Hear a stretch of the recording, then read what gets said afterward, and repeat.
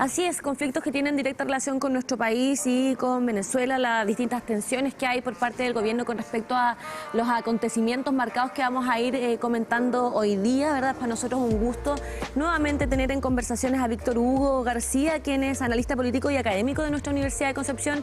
Ya estábamos hablando anteriormente sobre algunas cosas interesantes que tienen relación, ¿verdad?, con el tren de Aragua, cuáles son los primeros antecedentes que se dan a conocer con respecto a la historia, ¿verdad?, de esta banda criminal venezolana, cómo es que comienza a realizarse este circuito en que va llegando poco a poco a nuestro país. Si pudiésemos hablar en detalle sobre este posible origen. Hola, buenos días, un placer como siempre y un gran saludo a los telespectadores. Mira, sí, este es un caso de crimen organizado y de un fenómeno transnacional, ¿ya? Es decir, que va más allá de los intereses de los estados y el ámbito propiamente tal de un estado. Esta banda tiene su origen en Venezuela, en la zona de Araguas, por eso el nombre, ¿ya? Y es la típica banda que se dedica, entre comillas, a lucrar del crimen, a vivir del crimen. Hay otras bandas que incluso tienen sus jefes en Europa o en Estados Unidos que operan en menor medida en Chile y que todo lo que logren lo envían allá. Es como una especie de empresa. Y este grupo, ¿no es cierto?, delictual que se origina en Venezuela, se empieza a mover en la década del 2010, a mediados aproximadamente. Hay datos que todavía no son muy claros. Se empieza a mover junto con el proceso migratorio, ¿ya? Por lo tanto, ahí hay dos interpretaciones. Una, que ellos ven una oportunidad y se empiezan a mover, y otra, que es un poco más delicada y que evidentemente hay que probarla, que de una u otra manera también empezó a establecer nexos con algunas instancias, ¿no es cierto?, con cierta relevancia en Venezuela, como para hacer acciones conjuntas, ¿ya? No menciono gobierno, no menciono Estado, sino que algunas instancias de poder pueden ser, ¿no es cierto?, hasta otros grupos criminales. Entonces ese es el contexto en el cual se mueve, y desafortunadamente nos pilla a nosotros en una coyuntura delicada. Ya inicio malestar social, estallido social, pandemia, y evidentemente también eso desarticuló un poco los instrumentos que tiene el Estado para controlar esto. También hay un discurso que desafortunadamente favoreció esto, un discurso tanto en cuanto a invitar migrantes y otro discurso en cuanto a dar amplia cabida. No podemos limitar la migración, no podemos entorpecer, recibámoslo. Entonces, por las dos vías se abrió este camino que hoy estamos tratando de controlar y que nos ha costado mucho y que nos va a costar un par de años todavía. Sí, porque, claro, dentro de lo que tenemos la contingencia con el tren de Aragua, que en su momento Maduro niega todo esto, los dichos... muy lamentablemente lo niega. Los dichos actuales también, donde el presidente Boric indica y respalda también las decisiones que se han tomado en otros gobiernos, porque... Eso, el hecho puntual del expresidente Sebastián Piñera, que genera ahora repercusiones, lo podemos ir viendo, pero si nos ponemos un poquito como más minuciosos, ¿dónde sería el punto de inflexión o en qué momento también se genera esta rencilla entre Venezuela y Chile? Porque, claro, acá lo hemos hablado en otras instancias, con usted mismo, profe, el derecho a migrar. Lo que está viviendo Venezuela es un caso particular. ¿Qué pasa también con el posicionamiento que tenemos a nivel latinoamericano y mundial como Chile, que es un destino, al parecer, idóneo para aquellas personas que quieren buscar una mejor calidad de vida? Que, claro, quizás con los chilenos somos un poquito más críticos, hoy está todo caro, pero al parecer para nuestros vecinos que no lo están pasando bien, es un lugar ideal para poder vivir. Mira, ese es un buen punto. Si nosotros tuviésemos que hacer una inflexión, evidentemente que en las relaciones con Venezuela, aquí hay que tener mucho cuidado, porque si lo vemos en el contexto, desde los tiempos del presidente Chávez, que las relaciones había que llevarlas con mucho cuidado, porque se reaccionaba de repente de mala manera y en algunas ocasiones con mucha agresividad. Yo no olvido en algún momento que Hugo Chávez se refirió en no muy buenos términos a la presidenta Bachelet, por ejemplo. O sea, indistintamente del color político, del sesgo político de quien esté en el gobierno. Por lo tanto, ese sería el contexto general.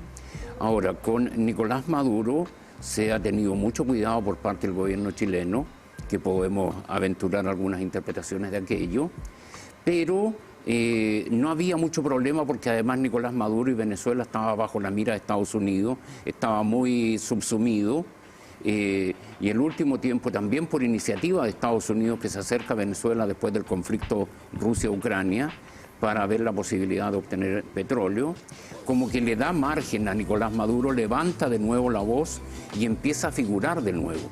Y este nuevo posicionamiento le empieza a generar fricciones con otros países, con Colombia, con Ecuador, y bueno, ahora le tocó a Chile.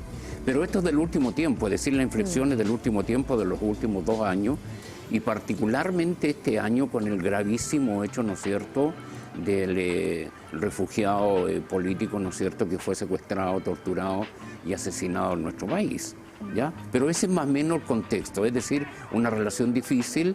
Desafortunadamente, del otro lado, muchas veces no hay una respuesta y una conducta profesional.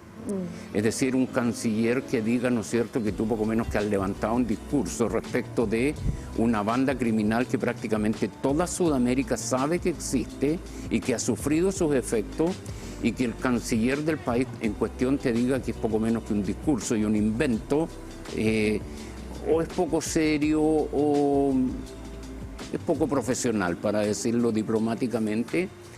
Y lo más terrible es que después tiene que retroceder y reconocer que realmente existe y de que es un problema. Entonces eso genera suspicacia, y yo marcaría ahí, fíjate, derechamente la inflexión. Sí, con respecto a esta inseguridad que hoy día siente nuestro país con respecto a los problemas criminales que hoy día se ven y claramente se evidencian en la región y en el país también, muchas veces se habla de una sensación de inseguridad, pero efectivamente estamos viviendo momentos complejos y nuestro país realmente está cayendo en lo que tiene relación con estas bandas delictuales que son obviamente y indistintamente maquinadas desde Venezuela. Bueno, lo último habría que probarlo. Yo creo que hay un nexo, sí, podría ser. Pero respondiendo derechamente tu pregunta, yo creo que son las dos cosas. Es decir, la sensación de inseguridad subió y existe. Y el tema de la inseguridad desde un punto de vista, porque muchas veces uno alude a lo cuantitativo, cuántos homicidios, cuántas denuncias, pero yo diría más bien a lo cualitativo, es decir, el tipo de crimen que estamos viendo, el tipo de fechoría, el cómo encuentras cuerpos, partes de cuerpos. El secuestro se está haciendo habitual, que en nuestro país eso era poco menos que sagrado. Bueno, salvo otras épocas, ¿no es cierto?, desde un punto de vista de la relación entre los civiles. Y eso ya lo estás haciendo cotidiano. Entonces hay un problema de seguridad muy serio, y yo creo que el gobierno eso lo tiene claro, porque muchos pensaban de que a lo mejor este gobierno iba a fracasar por la conducción económica. Pero personalmente pienso, y yo creo que también es un lugar ya un poco común, de que en realidad el tema clave para este gobierno es la seguridad. O sea, puede tener claridad, pero ¿qué se está haciendo al respecto para poder, Boric de lo cierta tiene manera, claro, combatirla? pero aquí hay dos situaciones que yo creo que hay que colocarlas sobre la mesa, que tú puedes lanzar una serie de iniciativas, subir financiamiento, pero hay un pasado inmediato que te complica, ¿ya? Y no sé si es necesario entrar en mayores detalles. Entonces, ¿hasta qué punto yo te voy a dar legitimidad o te voy a creer cuando tú dijiste A hace 3, 4 años y ahora estás diciendo L, M o Z? Eso por una parte. Y por lo otro... Y las redes sociales castigan, todo queda... Y te lo colocan ahí, para todo hay un tuit, ¿no es cierto? Y lo otro es evidentemente que también hemos tenido problemas con las policías. Carabinero también pasó por una etapa media complicada, la interna, con manifestaciones de corrupción también bastante fuertes. Eso ha debilitado a la policía, lo que hemos sabido ahora de la Policía de Investigaciones, y también una cierta despreocupación, o a lo mejor también no mayor cuidado, porque nos acabamos de enterar ayer, ¿no es cierto?, hoy, de que ciudadanos venezolanos expulsados han vuelto a entrar al país y por pasos habilitados. Entonces, el aparato estatal en ese sentido no está funcionando. Yo creo que el gobierno actual está tratando de hacer bien las cosas en este sentido.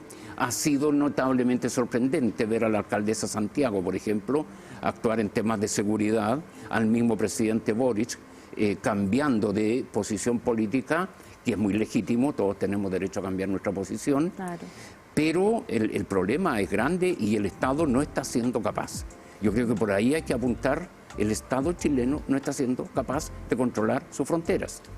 Y eso es terriblemente delicado porque imagínate agentes de otro país que quieran ingresar a Chile y que saben que poco menos no los van a fiscalizar. Imagínate acciones de espionaje de otro país. Entonces este tema hay que colocarlo sobre la mesa definitivamente y apuntar con lo legislativo, sacar de una vez, por ejemplo, la ley de inteligencia. Ya basta tanto trámite, a lo mejor habrá detalles que hay que pulir y eso se entiende, pero saquemos esa ley y sigamos avanzando en la dirección correcta. Profe, dentro de lo que hay en materia internacional, sabemos que, y bueno, lo hablamos esto en pauta, lo que se vive con la migración acá, por ejemplo en el Biobío, es totalmente distinto a lo que se vive en el norte, en Santiago. Sí. Estamos a otras dimensiones y claro, eso no quiere decir que no lo vivamos también acá, pero en otras dimensiones. ¿Qué hay en torno a las acciones a tomar, la diplomacia que hay acá? Hay acuerdos internacionales, el rol del Estado, porque claro, muchas veces dentro de, y ese es el rol que cumplimos también nosotros como medio de comunicación y por eso traemos académicos y académicas de nuestra institución para que nos aclaren esas cosas, porque el comentario en WhatsApp, el comentario en Twitter, y que el gobierno, y que esto, acá hay medidas de Estado también. Exacto. ¿Cómo podemos separar también lo que hay en torno a lo que se puede hacer como gobierno, a lo que se puede hacer como Estado, manteniendo esas relaciones? Porque en algún momento salió cortar relaciones con Venezuela. ¿Pero qué significaría, por ejemplo, cortar todo tipo de relaciones con Venezuela? El impacto no solamente ahora, sino a futuro. Sí, mira, parto por lo último, concuerdo plenamente que estos son temas de Estado y siempre los gobiernos tienen que saber separar muy bien lo que son sus responsabilidades de conducción respecto de los compromisos que son del Estado de Chile y que involucran evidentemente también a los otros poderes, en este caso el Poder Legislativo y el Poder Judicial. Ahora, perdón, se me olvidó lo último, era... Respecto a las decisiones o a lo que se puede hacer diplomáticamente, manteniendo esos acuerdos y todo lo que hay. Mira, yo no soy partidario del rompimiento de relaciones diplomáticas, particularmente por el tipo de problema que tenemos en este minuto. Si tú quieres hacer un trámite, un procedimiento, a lo mejor se lo podrías encargar a un cónsul, pero no es lo mismo. Necesitas el aparataje diplomático, la embajada, para establecer los nexos, ejercer las presiones que la legalidad permite, coordinarte con otros países para también llegar a acuerdos o actuar a través de organismos internacionales. Hay otras medidas además. Yo no he visto, por ejemplo, una nota de protesta que ameritó hace rato una nota de protesta del gobierno de Chile al gobierno de Venezuela. Diosdado Cabello, ¿no es cierto?, un alto personero del régimen venezolano, hace rato que viene insultando al presidente Boric y no pasa nada. Entonces, claro, la ministra de Seguridad argentina hace una intervención que no correspondía y se hizo de una, ¿no es cierto? Y acá vamos acumulando. Entonces, la impunidad en todo tipo de situaciones genera esto. Por lo tanto, no al corte de relaciones diplomáticas porque lo requerimos, lo necesitamos. Tenemos un tratado de extradición con Venezuela. Eso es lo que yo quería también preguntar sobre este tratado de extradición. Sí. ¿Cuál es la importancia de este tipo de tratados y qué directa relación tiene efectivamente con todos estos problemas que hoy día estamos teniendo con Venezuela? Mira, ese tratado es clave. En eso el ministro de Justicia ha sido muy certero en las declaraciones que ha hecho, en orden a que hay una instancia jurídica y que si evidentemente no se cumple hay otras instancias internacionales e indirectamente está diciendo que hay organismos internacionales a los cuales tú puedes acudir, cortes.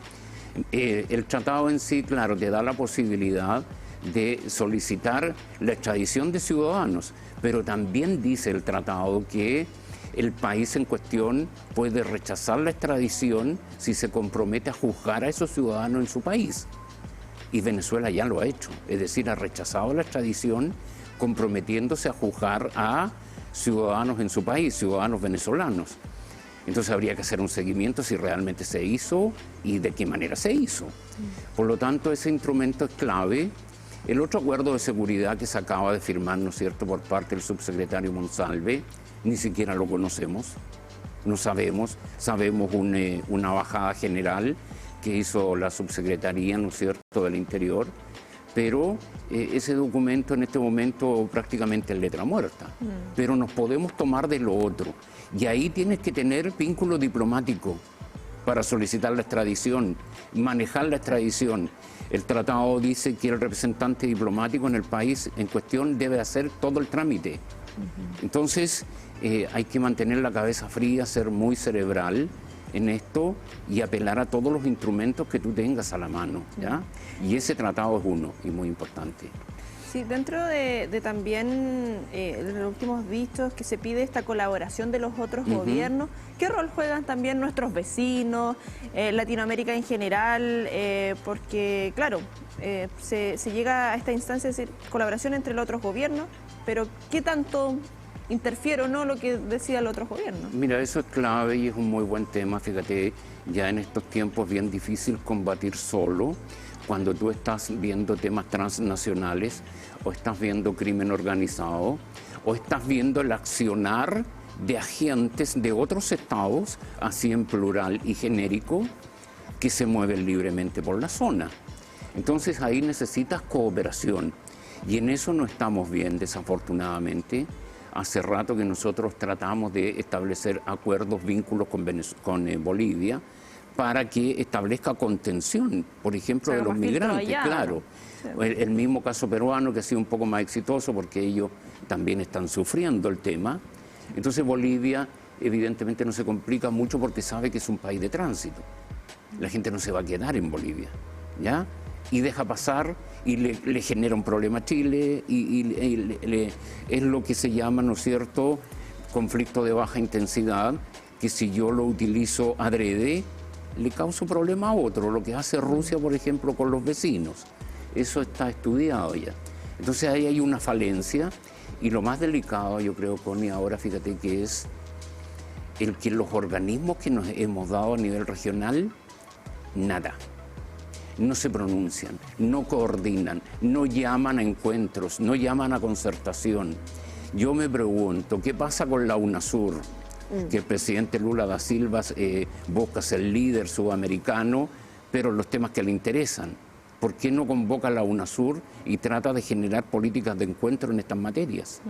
¿Qué pasa con la CELAC, que es el organismo que coordina América Latina y el Caribe? Nada, ni siquiera la OEA, que es ya más complicado porque ahí están todos los estados americanos, pero por último, nada. Entonces ese tema de la cooperación es una gran debilidad y es un campo fértil para el crimen organizado, las bandas transnacionales y todo el accionar, ¿no es cierto?, al borde o derechamente ilegal que pueda ocurrir en Sudamérica. Es una mala noticia eso, Connie, desafortunadamente. Vamos a seguir obviamente conociendo en detalles todo lo que tiene relación con esta tensión entre estos gobiernos, ¿verdad?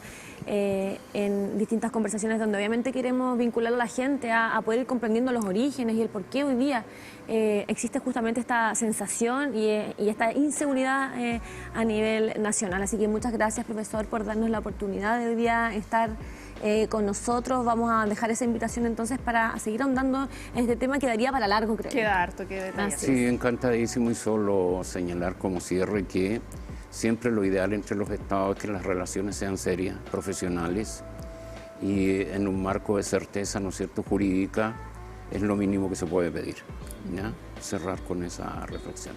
Nos estamos viendo prontamente, profe. Encantado. Está muy bien.